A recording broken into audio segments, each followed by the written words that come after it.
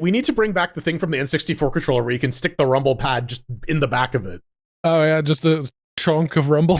Yeah. Look at this motherfucker who wants to bring back DLC for game controllers.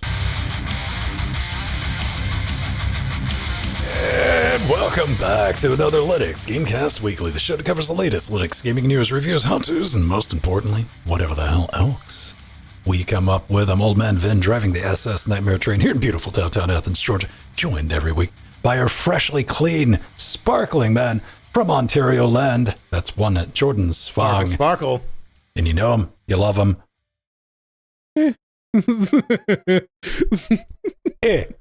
Ladies and gentlemen. You know him, you tolerate him.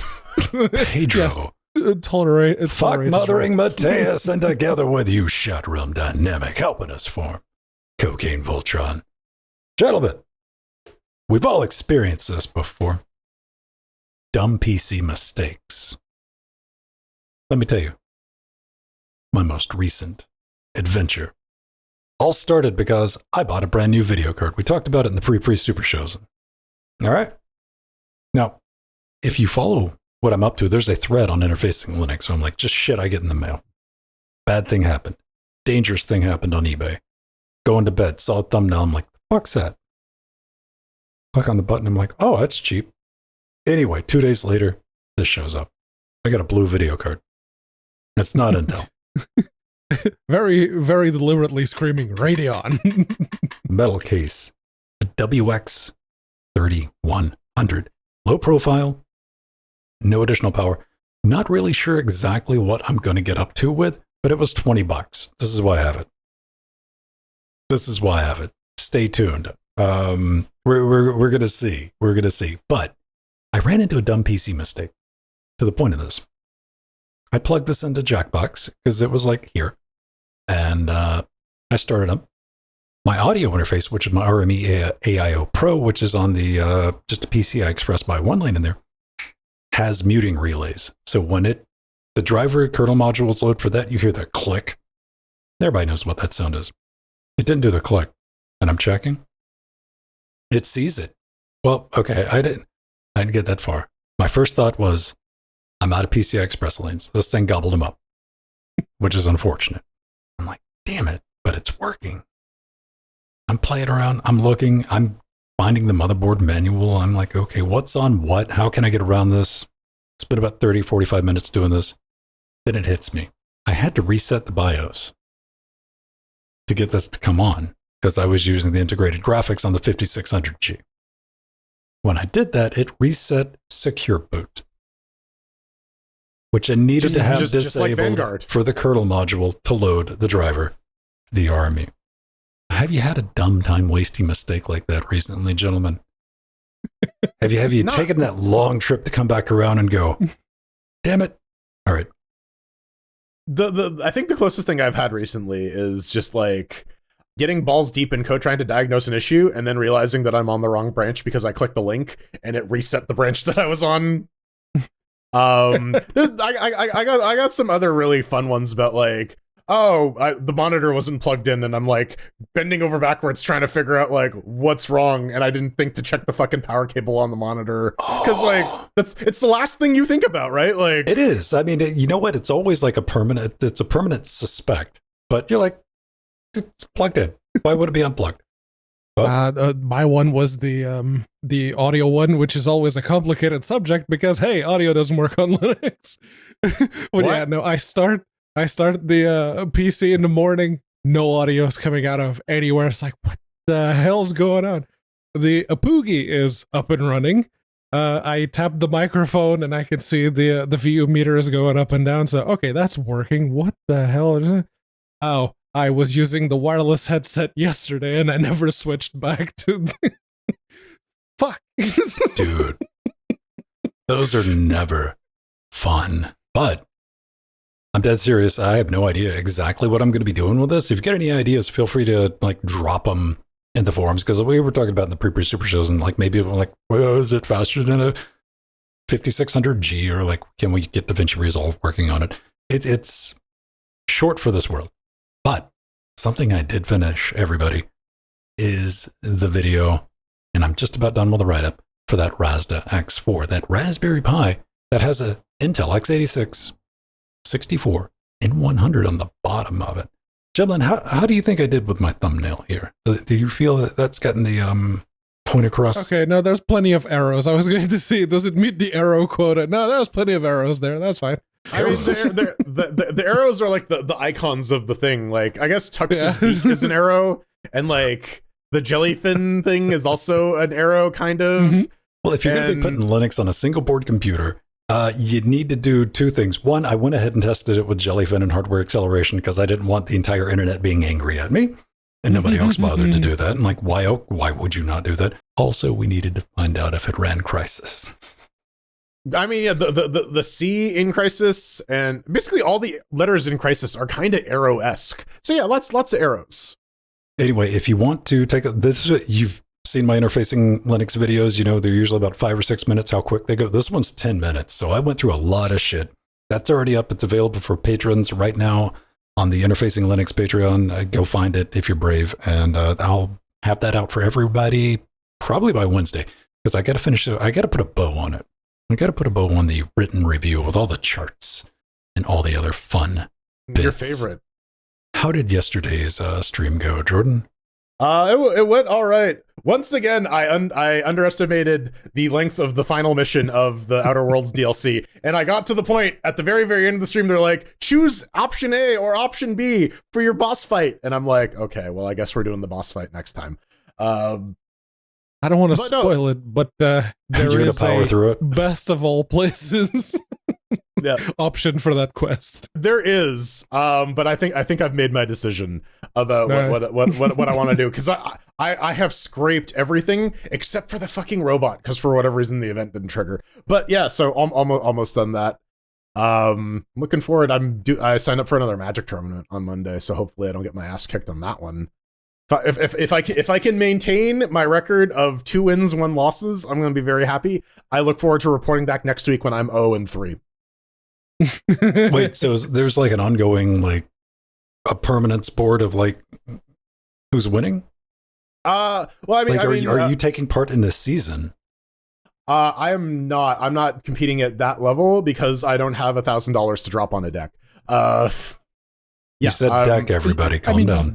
As long as the place is DCI recognized, you can still go on the rankings. No, yeah. Well, DCI doesn't exist anymore, Pedro. You're out of the loop. Yeah. I'm one of the old ones. Yes, I think I still have my DCI card here somewhere too.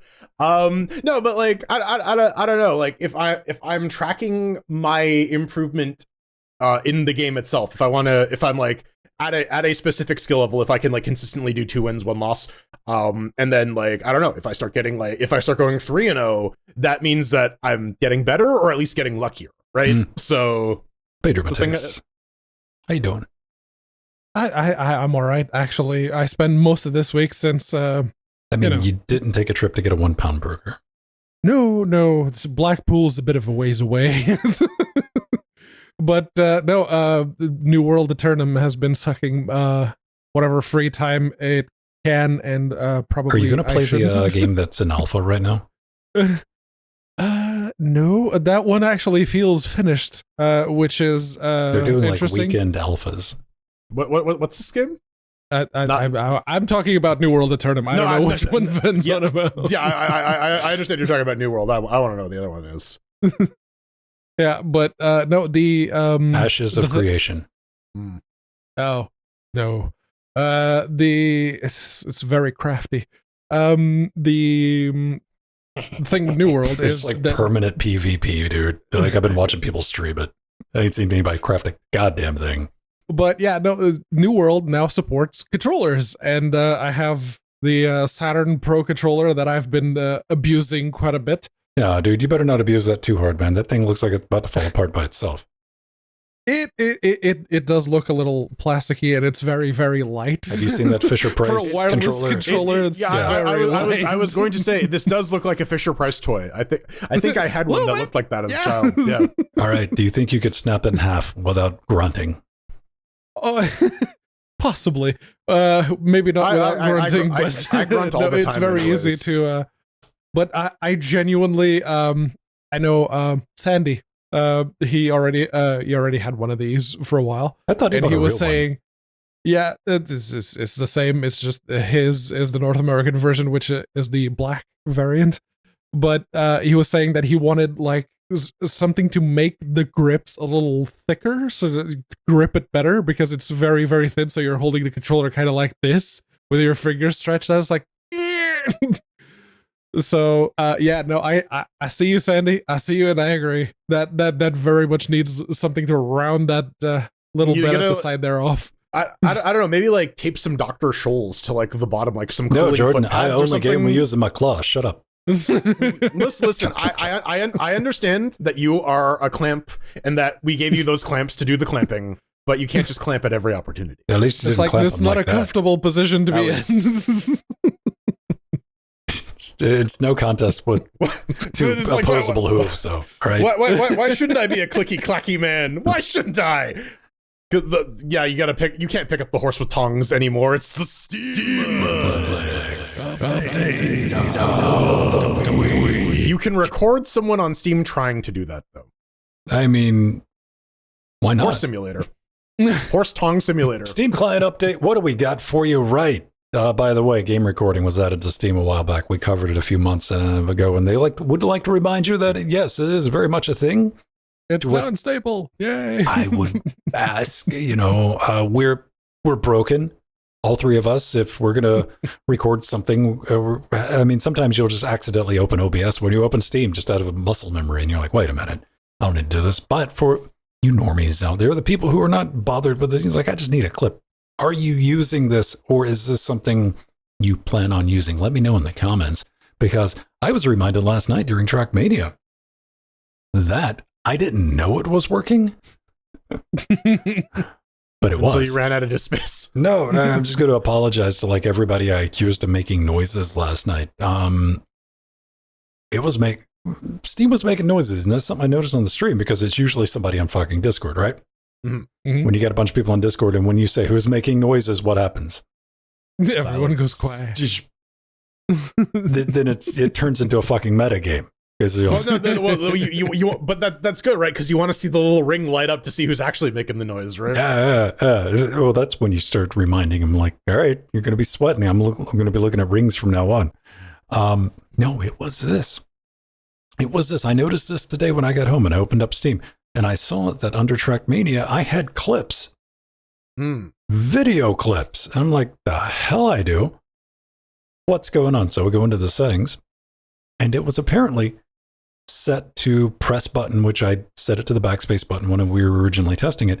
But I'm like 90% sure. Now, I had done that in the beta, and I've since switched to the stable client. And again, 90% sure here that I'd completely disabled that, because I put it on the mothering backspace button, and I would have had so many clips by now. Oh, yeah. Yeah, Trackmania reset.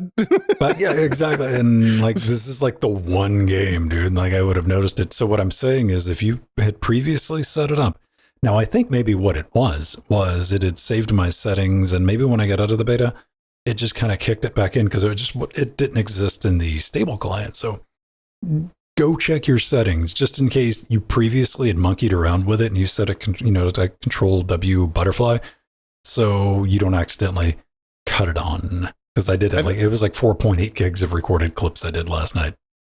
I think this is going to be like really useful for people on the deck, because if they want to like show off the gameplay that they're playing on the deck, it's really handy to be able to get that done without having to like bring a flat pack of OBS into the equation. They also added, I mean, this was all in the beta. This is just a big old roundup, but they have the AV1 support added to remote play as well, which is nice if you have a GPU that supports it. I do. Hi. And yeah, a bunch of Linux fixes.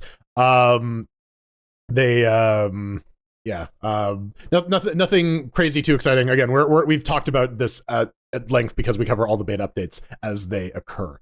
One thing I noticed, I don't know if it's a typo from Valve, or if the envar, the environment variable, is actually called SDL Videro driver. If it isn't, own it. Yeah, we will be talking about Wayland some more later on, but Yeah, no, apparently the Steam client can fall back to X11 if the SDL video driver environment variable is set to Wayland. All right. Yeah, So and that's still ongoing. They also rolled out the scout change, so you know you're running all your Steam games in Pressure Vessel now, unless you specifically turn that off. Yep. Good to know. All right. So we got some exciting news earlier this week, which kind of throws back to something we talked about a couple of months ago. The new Steam controller. That's right. Valve's like, we're not making it. No, but so someone else is. As part of their continued push to get into the Japanese market, they partnered with Hori to make a PC controller for Steam and the Steam Deck. It's the Horipad, and that's a fucking that's a fucking name, isn't it? It's Hori-tastic. Where are my areolas, Jordan? Right, and like they call this the spiritual successor to the Steam controller, but I don't think you can. I don't think you can call anything that unless it has it has some level of areola surface for you to rub your fingers against. I will say though that it is reasonably priced. It looks like a pretty nice controller, and Hori usually makes pretty good parts. Like their buttons and switches are usually pretty high quality. $60, considering we've seen some like obscene shit for like $80 to $100. It's got the just like on the back. But it doesn't have a fucking scroll wheel, man. It doesn't have a fucking scroll wheel. It's got the buttons I can forget that are there. I use those all the time. Oh, I do. Wait, does it only do X input while wired in? Really? Is that what that switch means? No, dude. In its defense, it said under Windows. All right. Okay. Yeah. So that definitely could be a thing, man. But it does have those back buttons, which were always cool when I was playing with the Steam. I'm like, oh right, I should probably map these to something. Capacitive touch thumbsticks, Pedro Mateus. What is that? That is probably, if you have a Steam Deck, you're probably very, very familiar with those, because a lot of games have, when you just put your finger on the analog stick, it activates the gyro, for example, or it does something else, like changes the behavior of some buttons. Those that's actually a very nice bit of functionality, especially if you're wanting to use the gyro, which I'm not entirely sure this one has. It does. Okay. I had to look at you say it's got the gyro, but gentlemen, we get no rumble in that jungle. Mm-hmm. I mean, we never really got rumble in this either. We had like the haptic, like dude. Those are pretty beefy for not being rumbles, though, right? Yeah, it's the same thing on the DualSense. You don't have the rumbles anymore. It's just the haptics. Do we really need spinny things in our game controller? Some people would say yes. We need to bring back the thing from the N64 controller where you can stick the rumble pad just in the back of it. Oh yeah, just a chunk of rumble. Yeah. Look at this motherfucker who wants to bring back DLC for game controllers. I do. It's not downloadable. You actually have to go out and purchase it. It's analog DRM, baby. Old school. No, it looks perfectly serviceable for a controller. I'd still prefer if both of the analog sticks were down there like what PlayStation does. But if I see the turbo green neon one, I might pick one up. And if it is as compatible with PC as they claim, I'd say that's probably right up there with the old Logitech F310s or 710s. One thing I hate when I was reading boring is good. write-up about it, the dude was like, and it's reasonably priced. And I'm like, I hate this world now. I hate this timeline. $60, reasonably priced. This one's dirt cheap compared to a regular controller. Yeah, compared to a DualSense. Yeah, compared to the $75 DualSense. Get absolutely $100 Canadian DualSense, or 100 Canadian. Yes. We got some good news though. 3 new games to talk about this week. 1, Let It Go, is Half-Life related. Half-Life. 2 is Half-Life adjacent. Takes place in the Half-Life universe, I guess I should say.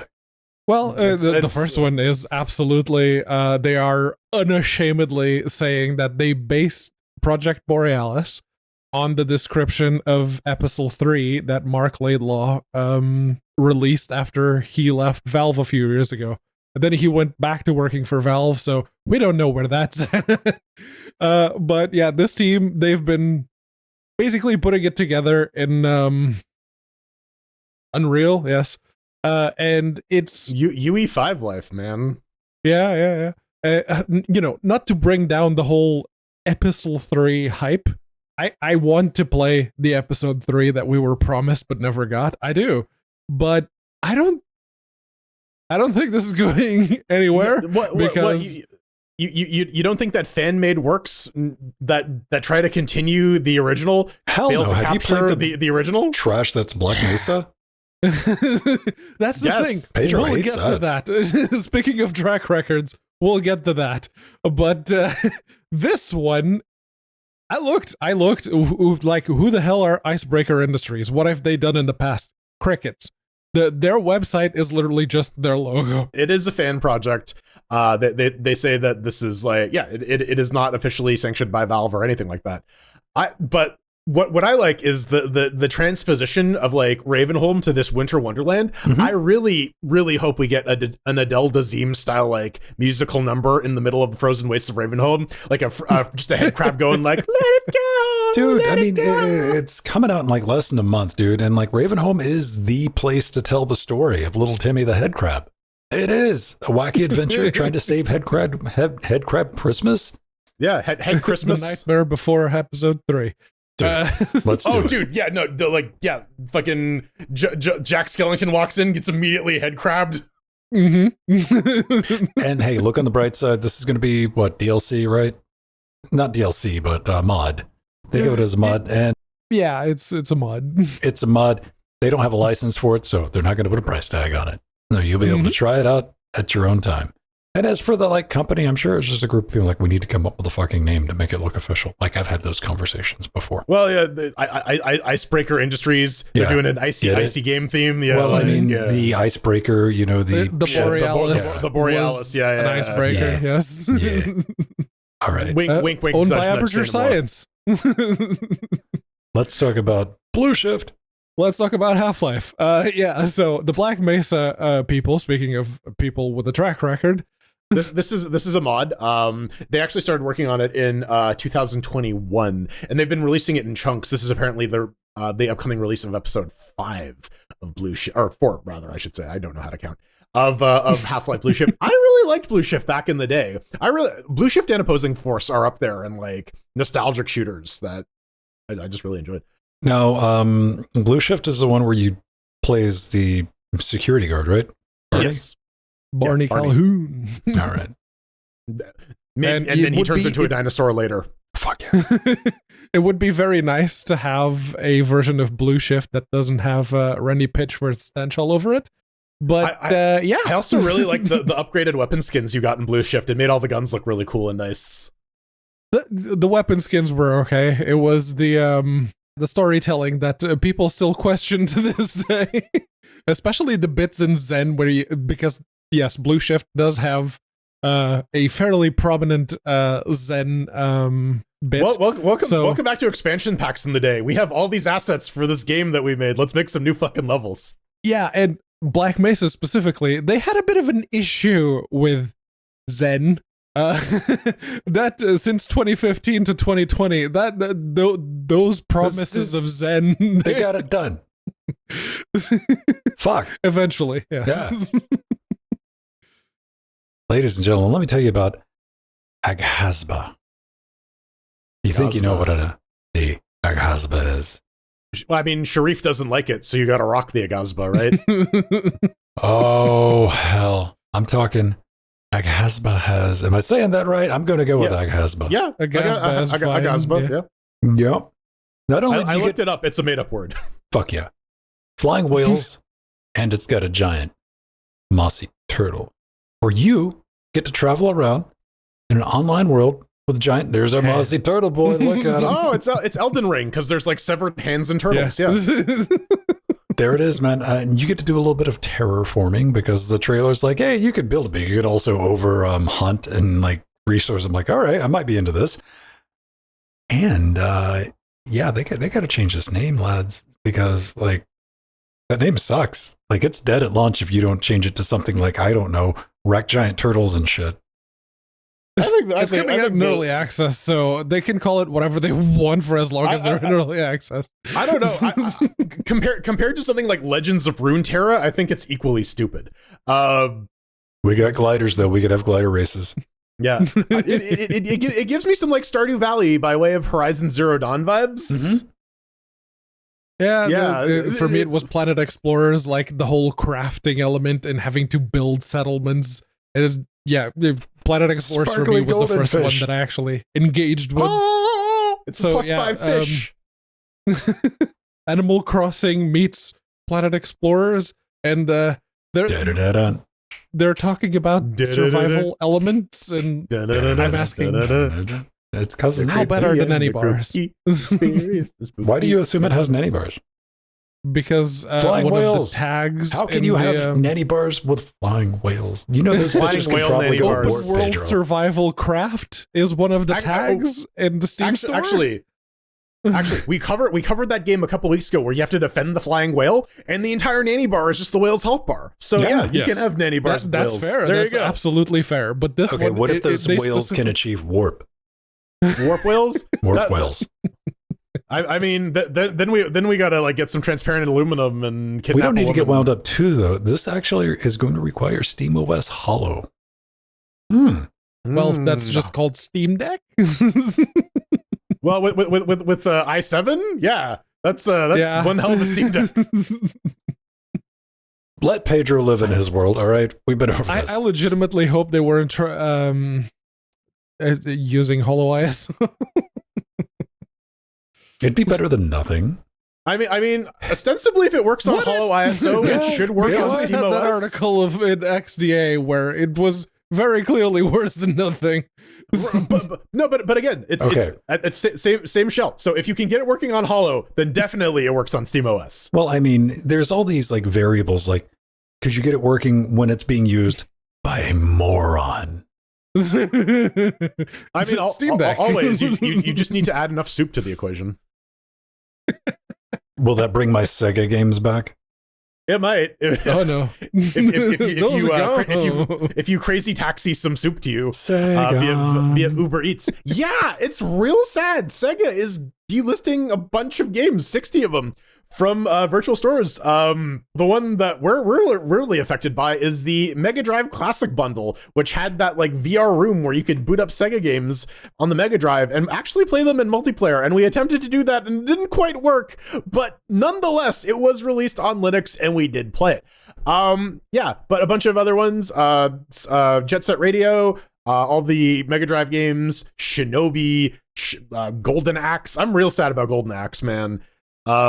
Yeah, and this got me thinking, a couple of months ago, Sega was like, oh, we're revitalizing all of our brands. We're going to be releasing a new Golden Axe. We're going to be releasing a new Jet Set and new Toe Jam and all that crap.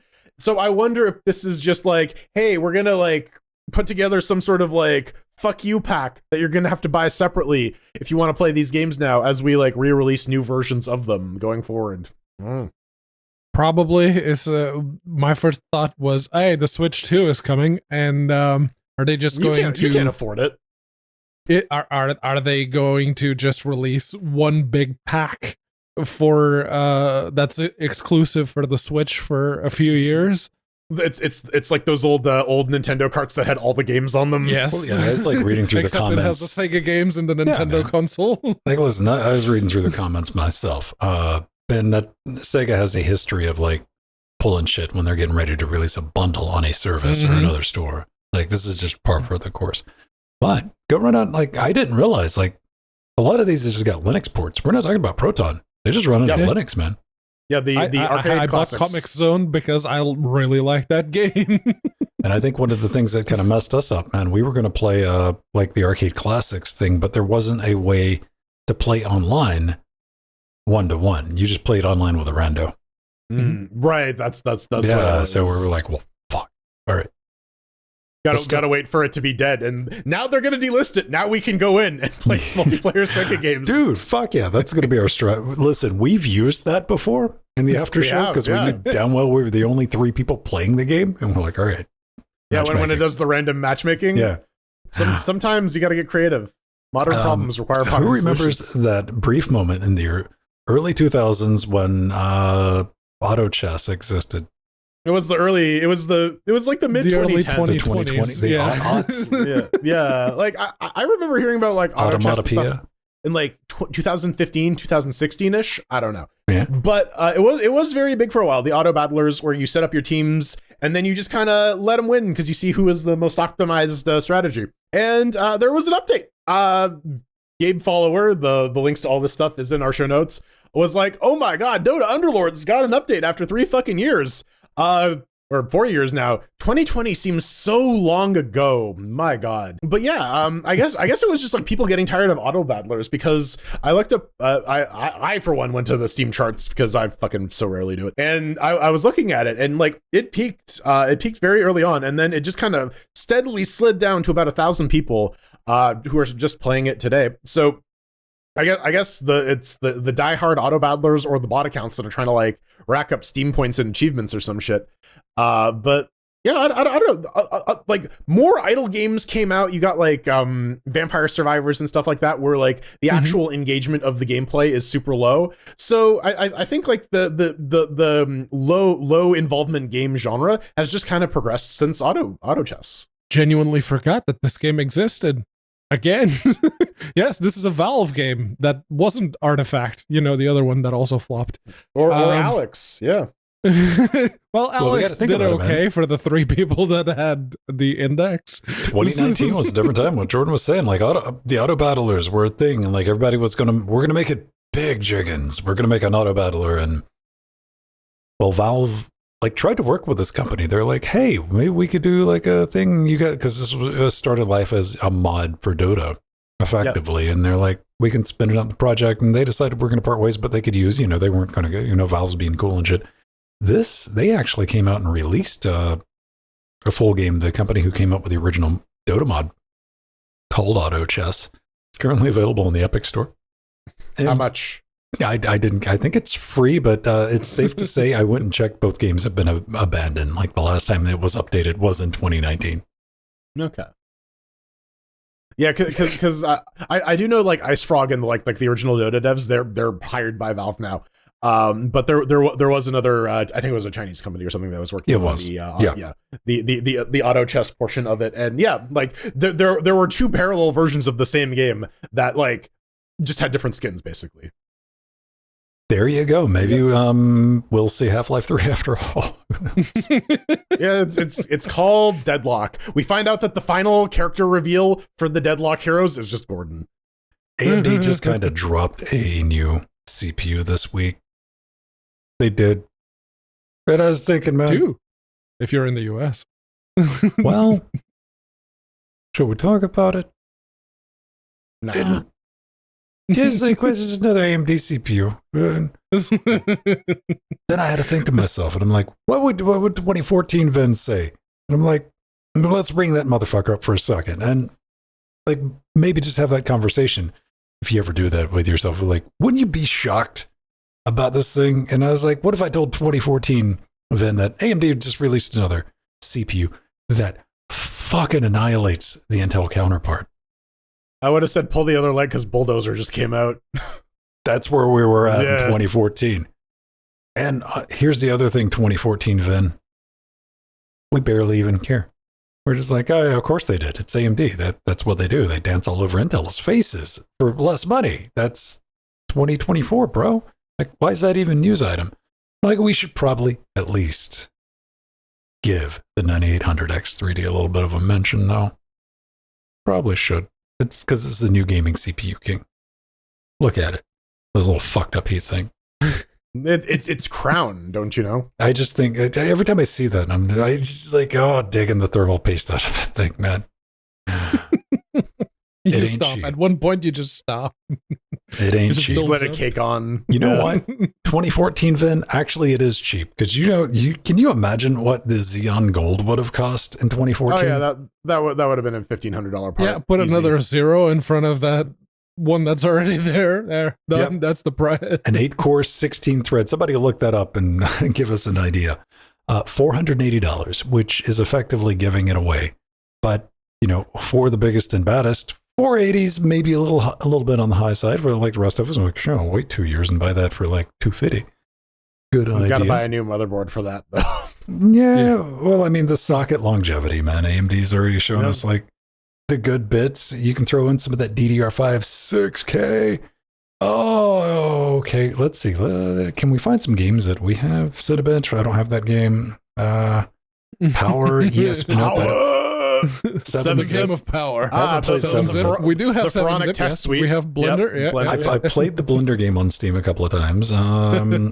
So this puts it. Is this higher or lower better? This is higher. Is better. Higher is better. Yeah, but yeah, as it turns out, Blender doesn't care about cache all that much. Yeah, and like if you look at the non-game apps, it's pretty middling performance. Okay, we're looking to, like, at some of the Blender right stuff. now. So for the people listening, that puts it just a little bit above the Ryzen 7 7900X and just below the Core i9 12900K. So that's where it said no, closer to the top. But we're fuck Photoshop, don't care.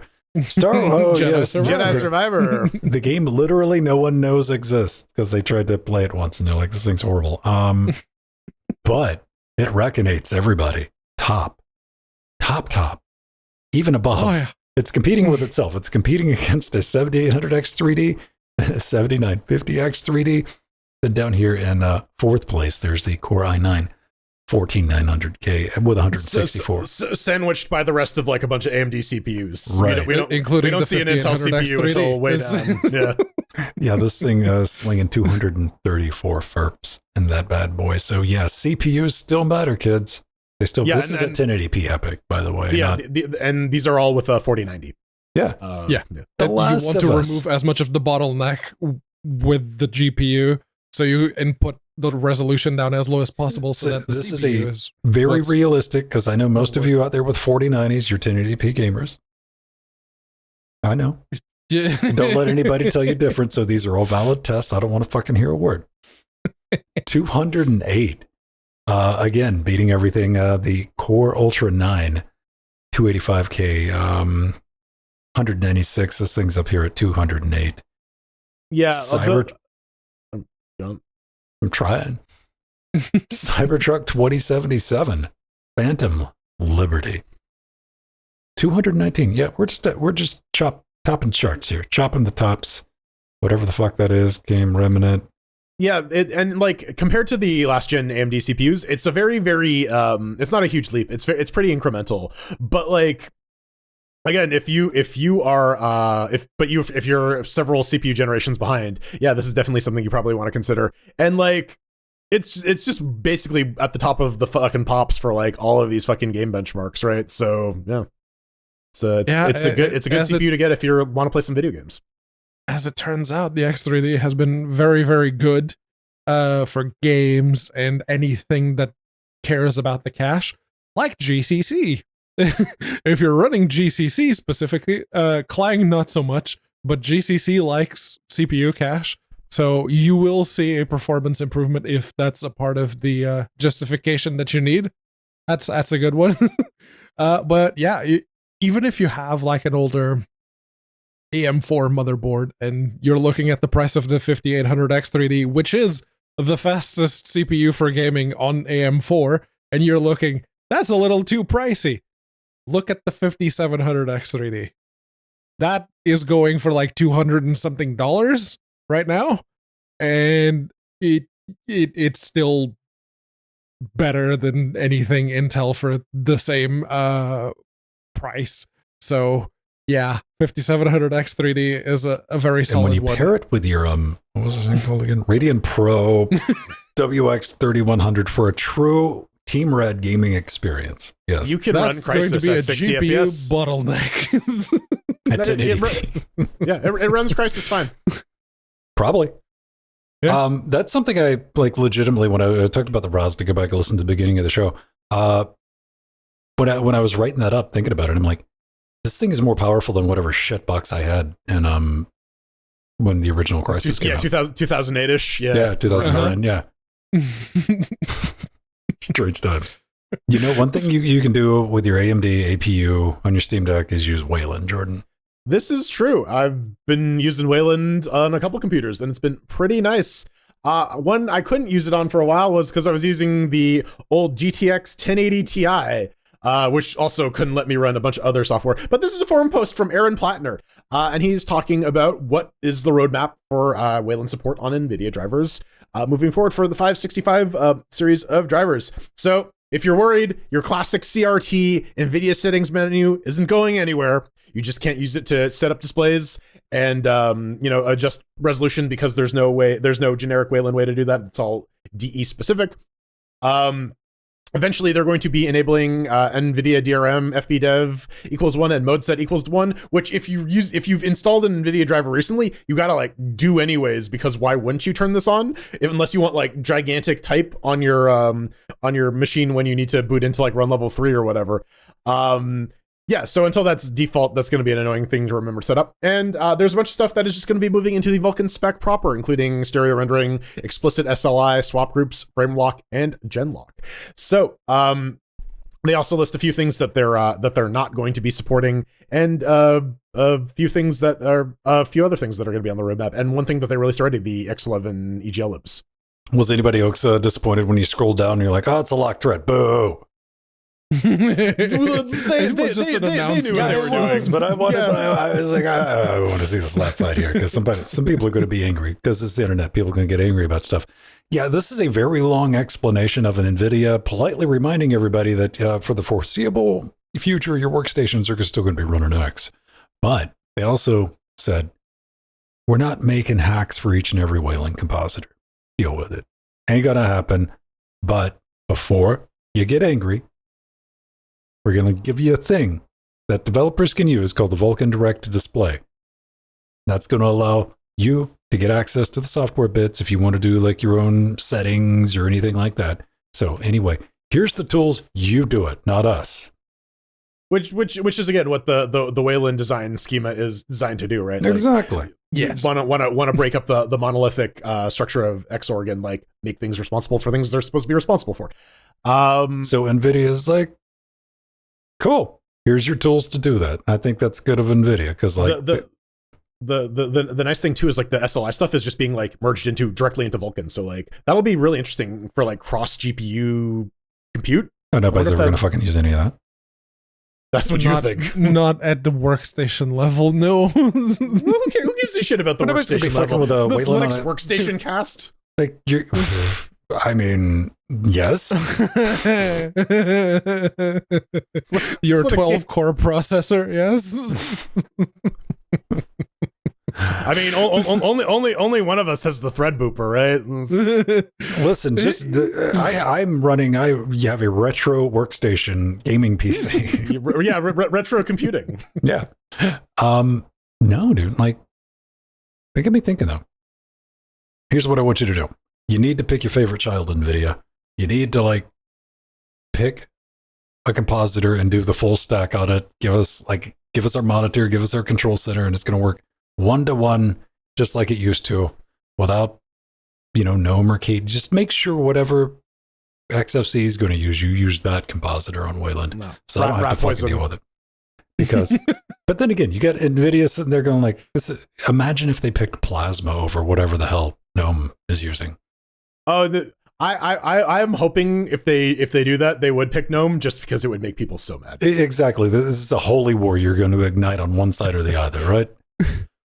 I was there in the early 2000s, Pedro. I was there, man. Listen. I was there when Mir fucked up Wayland adoption for the rest of us too. We all were. Mm-hmm. Back in we were all on Linux at that point. I was there for the height of the popularity of the GNOME project with GNOME 2. And then they got scared that Microsoft was going to sue them, so they released GNOME 3, and they lost because everyone was on GNOME 2. All of the distros defaulted to GNOME 2, and then GNOME 3 comes out. It's like, well, shit just hit the fan, didn't it? It's prime time for the Unity desktop environment to come back. Yeah. Full Wayland. But yeah, one of the things that I spotted was like the features planned for future release. The very first one, multi-monitor variable refresh rate on Wayland will be in an upcoming release. Yeah. Team Red and Team Blue have had that on the open source drivers for Who uses those on workstations now. Though? Professionally, very few. Yeah, because it's Linux Workstation Cast. Well, I mean, at the end of the day, if you got a workstation, you don't have fucking mixed refresh rate monitors, Pedro. Goddamn. If you do, go to a different company. It's not even mixed. It's not even about the mix. It's just about having variable refresh rate if you have more than one display. That was the problem with the NVIDIA drivers. That was what I read up against when I still had the 1080. Man, my day, they were 60. That's all we needed. We were happy with it. My day, they shot radiation into the back of my skull. They did. Over here, they were 50. But yeah, Uphill.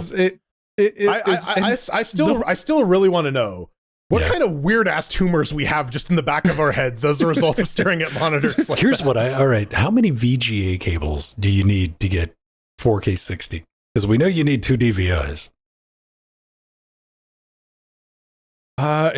Probably depends more on the screen. you were so concerned with if you could, you never stopped thinking you should. But yeah, no, and all of the mentions about stereo rendering, it's like, has stereoscopic 3D gotten any better? Has there been any active development on making that You got to imagine like a lot of this development that we're thinking about it from like workstation desktop. I'm thinking about like headset, AR, VR.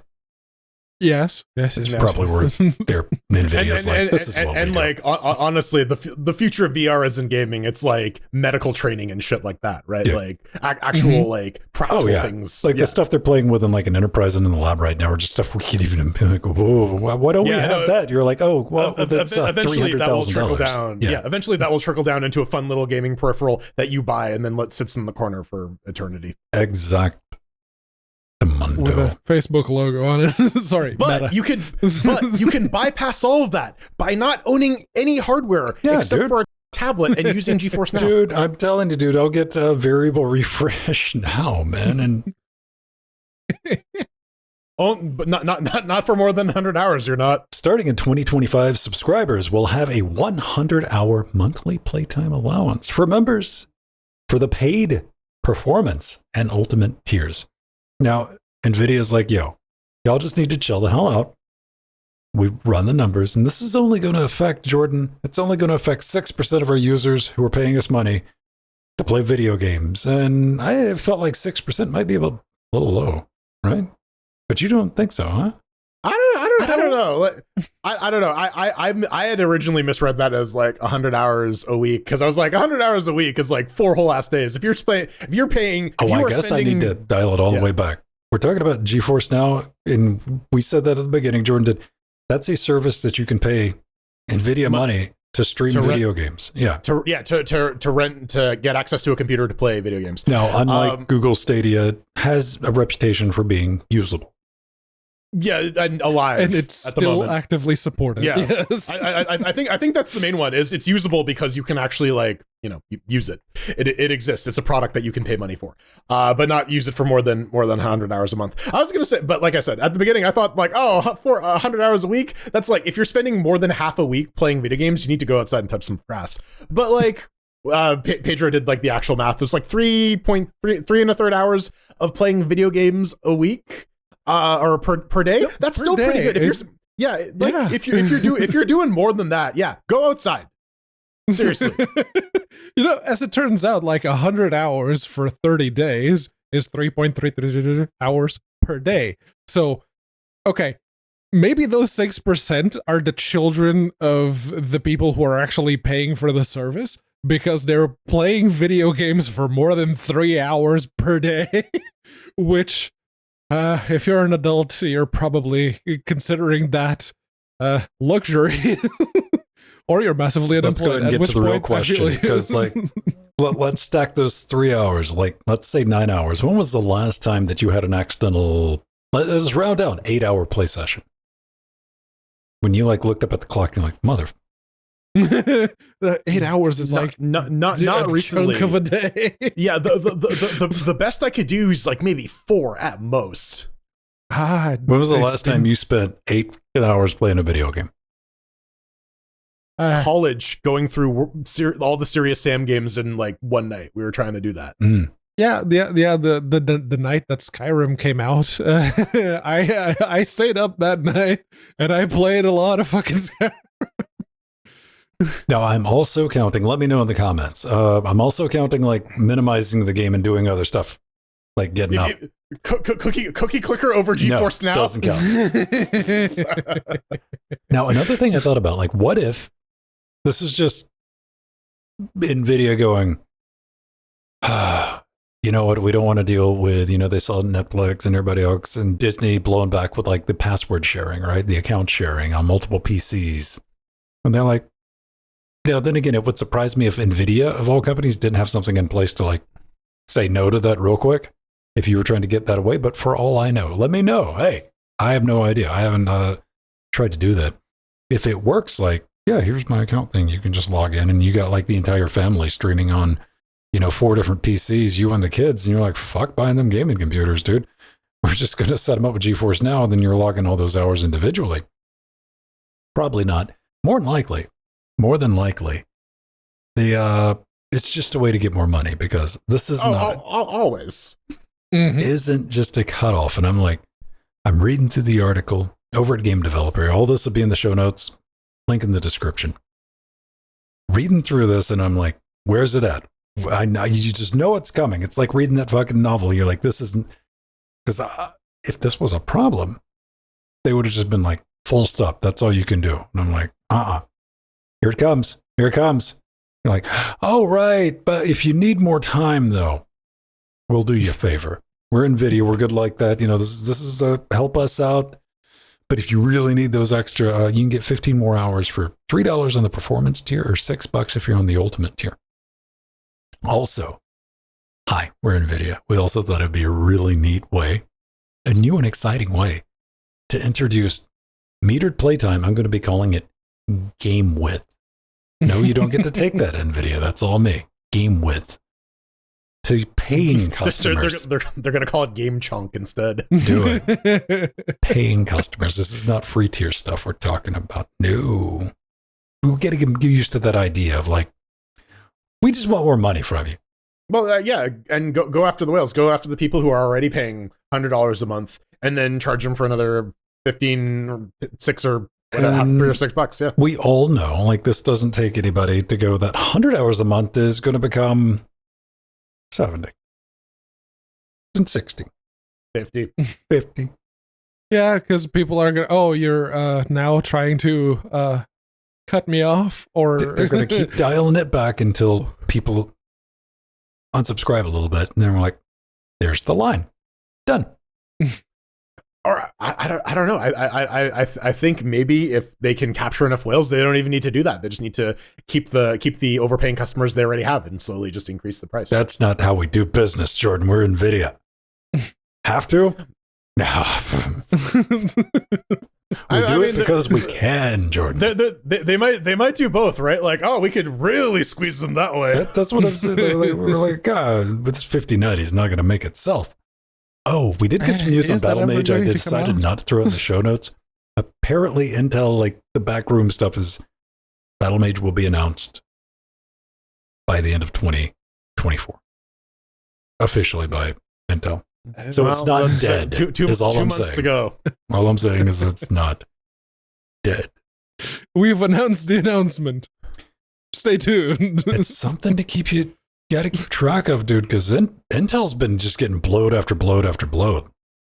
Like, yeah, lately. Listen, I've been waiting patiently because I would like to get a Battlemage card for my TV box, but. You want? Oh, you said Battle. It's just like, I got one. If you wait, Battle. I'll send you some earplugs. Yeah, you can send me a model of an Airbus A380. Yeah, I put little wings on it. Yeah, send me a box of Tampax because it's got wings. You want another shovel? I mean, keep going. What shovel? All the shovels, baby. Like you might need to escape from a pit of Goblin. That's right. We got to play that. Do I have that not loaded up? Pretend I had that loaded up. Sure. Wow. What a pit. Such Goblin. I can't believe it. Well, we tried it in the after shows, and Yes, we last tried week. Goblin Company. Yes.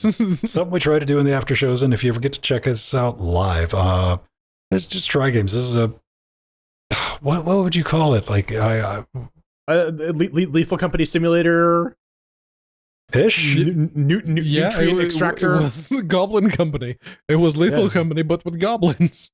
It's because it's not quite an extraction shooter because there's like no real shooting involved. There's no shooting. Yes, it's just the extraction. Extraction games. Extraction. What's your the faction? moral of the story? You can go grab the demo, but that's over on linuxgamecast.com. And stick around. We'll probably get in some tonight. But while you're over at Linux Gamecast, I want you to click the support tab. If you're one of our beautiful patrons, stick around for your name in the credits and all the bonus stuff that we throw your way. We got Patreon, LibrePay, PayPal, and of course, the mighty cryptocurrencies. And a wish list. If you want to pick us up something from our Amazon wish zones, send it a note. We'll read it on the air. I got one for the studio that's saying you end up on the fuck wall back here sometimes. Merch and humble bundle. But not to undersell the patron bonus rewards. Live and uncut versions of this show. You can't make the live show, or you want all the shit that I get hacked out. I get hacked out. Yeah, I get hacked out. Pedro gets hacked out. Jordan gets hacked out. Chuck rarely gets hacked out. To make the show an hour long, usually about another, 10, 15 minutes. But the actual, live and uncut experience, podcast format, you got that. Downloadable video version of the show. Access to our show notes. Access to our super secret Discord that you can also jump into if you're a Twitch sub. I need to cut that on for the YouTubes. I've been meaning to do that. I'm doing the math, man, like for 5 months now. We'll get around to it. And we'll appreciate it. Let's just do the show and all the other fun things involved. Now, we didn't get any great hate mail. We didn't. I did see someone ask in the comments on YouTube, it's like, so how would you do a server-side anti-cheat? Oh, I saw that. You know what? I forgot. Veritanuda, I owe you one. Veritanuda blew your ass up about something. I forget what it was. The actual implementation of a server-side anti-cheat for a shooter and how that would actually work. I saw the other comment about it, which is... We'll get to it next week. Stay nude. We're already at like an hour 5. But anyway. So if you do want to send us in some hate mail, or you got some thoughts, hints, allegations, just drop them right below the video, wherever it may be, and we'll get back to you. But that's going to do it for this week. Thanks for hanging out with us. It is most definitely time. I'll try to cue the music. You got the outro? To cue that music. Yay! Jackbox held together, even though I just remembered that I've been booted into an experimental kernel this entire time. We had a couple audio glitches, but it didn't catch too much fire. Get in touch with me. I'm on X. I'm on Blue Sky. I'm on our Mastodon instance, mast.linuxgamecast.com. At Venstone, at Ven, Hop in Discord. You got questions for me? Ven's got answers over on Interfacing Linux. Hit me up if you need to know how to get your Linux on. Yeah, I'm Jordan. I think I'm going to be getting off the Twitters, but you can still follow me for the meanwhile on the Burning Fool there. Still on Mastodon, Frojo at mast.linuxgamecast.com, and on the Blue Sky at Frojo at bsky.app. Yes, if you have shit posts, I like shit posts. Follow me on Mastodon, and if your shit posts are real good, I'll follow you right back. That is my bar. It's not a very high one to clear. It's unaccounted for at mast.linuxgamecast.com. And if you're on a federated server that can't contact ours, that's because they got some like bullshit anti-no spam enforcement, and I've just blocked that shit. I do it every fucking week. Every week I'll wake up and just have like a string of like spam. I'm like, you know what? I don't have time to go after the users. This domain, gone. Yeah. It's one of the downsides. It is really easy to bot with Mastodon. Yeah. Yes. Especially when you can just run your own instance and set up all your bots there. Time for some credits. And that's when people learn how to federate. Yeah. Good old eye gravy. It's like it's eye delicious, stigmata. But it stings. You sting. Gotta thank our advisors, our Theron, and our executive producers, 135 Ian, Eship, Kurducky, Drummer, The Targos, Barbremp, Scott, Atomic, Mike, and our little Nicky fans, Eggy, Basil, and Empty, and Casey. And the SteamOSers, Dancing Joe, John, Dirty Dean, Angel, Dementor, System D, RL, Rider X Machina, Nehemiah, Veritanuda, Trudgy, and Mike. And the Death Notes, Redis, Mark, Tara, Jay, Oil of Hope, Benjamin, Nova, Chad, Romeo, Nubbin, Turnover, Martin, Renee, Leonardo, Kim, Chris, Jill, and Steve. Yes! Yeah. And of course, all the chairlings, like Christopher, and Door to Door Geek, and the other Steve. The other Steve. And of course, our Leaper play is Sandy. And Shudder, thank you so much. Oh, yeah. Well, until next week, ladies and gentlemen, get out there and, go buy some WX3100s because they're like 20 bucks. Go buy some WD-40. Yeah. Do the smart thing. Just buy the thing that I bought before I have a chance to test it and get angry. If it doesn't work. That's the way to do it. Down fire, everybody. See you next week. Bye. 5 dudes.